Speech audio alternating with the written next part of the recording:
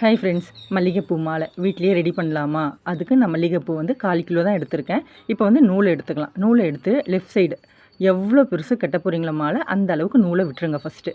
விட்டுட்டு சென்டரில் எப்பயும் பூ கட்டுவோம் இல்லையா, அது போல் மேலே ஒரு பூ கீழே ஒரு பூ வச்சு அப்படியே ஒரு சுற்றி அப்படியே தலைப்பக்கத்தில் ஒரு முடி இது போல் போட்டுட்டு அப்படியே திருப்பிக்கங்க.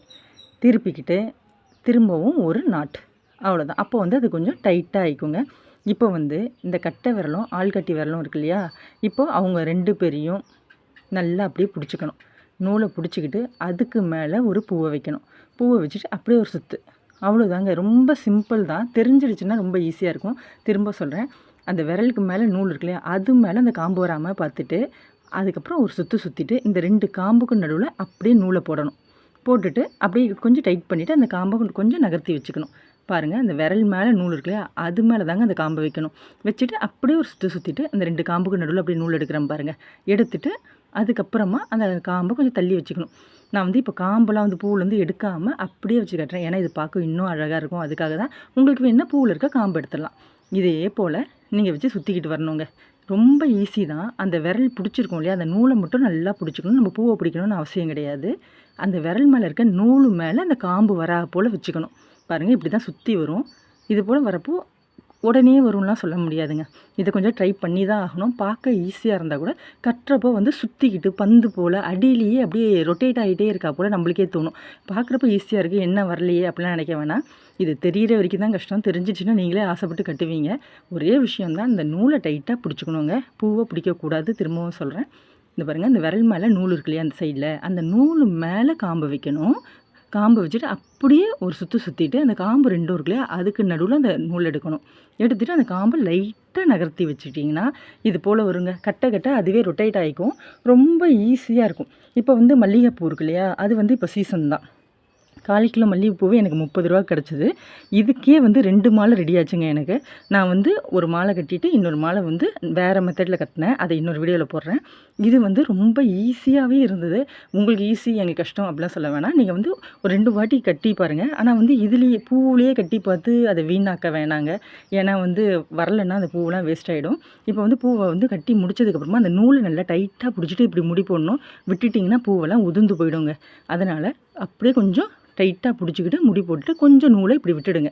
ஏன்னா நம்ம மாலைக்கு அடியில் சுங்கு கட்டுவோம் இல்லையா, அதுக்கு தேவைப்படும். மேலே வந்து இந்த நூலை விட்டுட்டு இது போல் செஞ்சுக்கோங்க. நான் வந்து ஆப்போசிட் சைடுக்கும் இன்னொரு வேணும் இல்லையா, அதுக்கும் நான் ரெடி பண்ணிவிட்டு இதுக்கு வந்து ஒரு சுங்கு நான் வந்து அரளிப்பூ எடுத்திருக்கேன். உங்களுக்கு வேணால் ரோஸ் கூட எடுக்கலாம். இல்லை சம்பங்கி, வேறு என்ன பூ வேணுமோ அது உங்கள் விருப்பம் தாங்க. இதுவும் இதே கட்டு தான் கட்டணும்.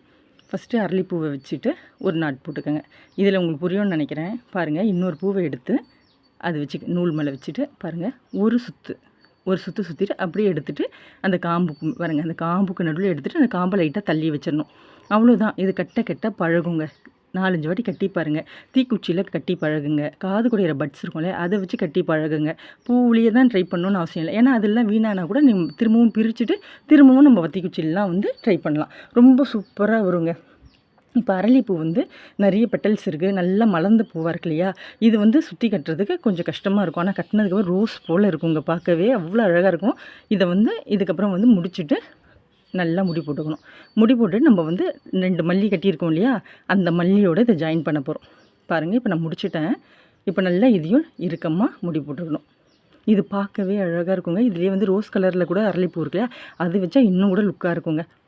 பாருங்கள், பூ எப்படி இருக்குது, ரோஜா பூ போல் இருக்கு இல்லையா. இப்போது இதில் இன்னொரு விஷயமும் இருக்குது, சொல்கிறேன். ஃபஸ்ட்டு இதை நம்ம 2 சைடும் வி மாதிரி போட்டுக்கணுங்க. வி மாதிரி போட்டுக்கிட்டு நம்ம நாட் போடணும். இல்லைனாக்கா சரியாக ஜாயிண்ட் ஆகாது. இப்போ வரப்போ தான் நல்லா ஜாயிண்ட் ஆகி கேப் இல்லாமல் இருக்கும். இப்போ இந்த நூலை இப்போ எடுத்து வச்சுருக்கோம் இல்லையா, இந்த சுங்கோடு சேர்த்து முடி போடணும். நல்லா முடிச்சு போட்டுக்கோங்க. அவ்வளோதாங்க, மாலை நம்மளுக்கு ரெடி. இப்போ இதில் என்ன பிரச்சனை அப்படின்னா, நம்ம வந்து சென்ட்ரலேருந்து ஆரம்பித்தோம் நூலை வச்சு கட்டி. அப்போ வந்து மேலே வந்து மாலைக்கு மாட்டுறதுக்கு மேலே நூல் இருக்காது இல்லையா, அது எப்படி? ஏன்னா இந்த பூவில் வந்து மேலே நூல் விட்டுட்டு நம்ம கட்ட முடியாது, ஏன்னா சென்ட்ரலேருந்து ஆரம்பித்ததுனால. அதனால் இப்போ என்ன பண்ண போகிறோன்னா, மேலே இருக்கு இல்லையா, அங்கே வந்து நார்மலாக பூ கட்டுவோம் இல்லையா, அது போல் வந்து பாருங்கள் நூலை வச்சு சுற்றிக்க வேண்டியதுதான். அதுவும் பிரிஞ்சு வராதுங்க.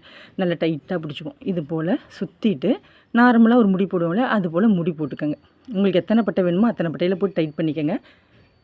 நான் கொஞ்சமாக தான் நூல் விட்டுருக்கேன். இப்போ வந்து ஒத்தப்பட்டையில் போடுறேன். இது பாருங்கள், கொஞ்சமாக கட் பண்ணிட்டு அந்த சின்ன நூல் இருக்குல்ல அதில் நான் வந்து முடிச்சு போட்டேன்னா எனக்கு வந்து அப்படியே மாலை கோக்குறதுக்கு ரொம்ப வாட்டமாக இருக்கும். இங்கே பாருங்கள், அதே போல் இந்த சைட்லேயும் கட்டணும். இதில் எவ்வளோ தூரம் நூல் விட்டுருக்குமோ அதே அளவு அளந்துக்கிட்டு அந்த சைடும் நூல் விட்டு கட்டிக்கங்க. இதுக்கப்புறம் வந்து எவ்வளோ பெரிய மாலை வேணாலும் நீங்கள் ட்ரை பண்ணலாங்க. எவ்வளோ பெருசு வேணாலும் கட்டலாம். இதை வந்து அப்படியே நீ சாமி படத்துக்கோ நிலவாசலுக்கோ எதுக்கு வேணாலும் செய்யலாம். விசேஷ நாளில் நம்மளே மாலை ரெடி பண்ணலாங்க. 1/4 கிலோ பூவுக்கு எனக்கு எவ்வளோ பூ மீதமே இருந்தது பார்த்தீங்களா. இப்போ வந்து இந்த மாலை பாருங்கள், மலர மலர எவ்வளோ அழகாக இருக்குது, எவ்வளோ அடர்த்தியாக எவ்வளோ திக்காக இருக்குன்னு. இதை நம்ம வீட்லேயே ரெடி பண்ணியாச்சு. இப்போ வந்து நம்ம வெளியிலலாம் போய் வாங்குறப்போ நல்ல காசாகுங்க. அதனால் நம்ம வீட்டிலேயே இதை வந்து ட்ரை பண்ணி கட்டலாங்க. ரொம்ப சூப்பராக வரும். பிடிச்சிருந்தா நம்ம சேனலை லைக் பண்ணி சப்ஸ்கிரைப் பண்ணுங்கள். ரொம்ப பிடிச்சிருந்தா ஹார்ட்டின் கொடுங்க. பாய்.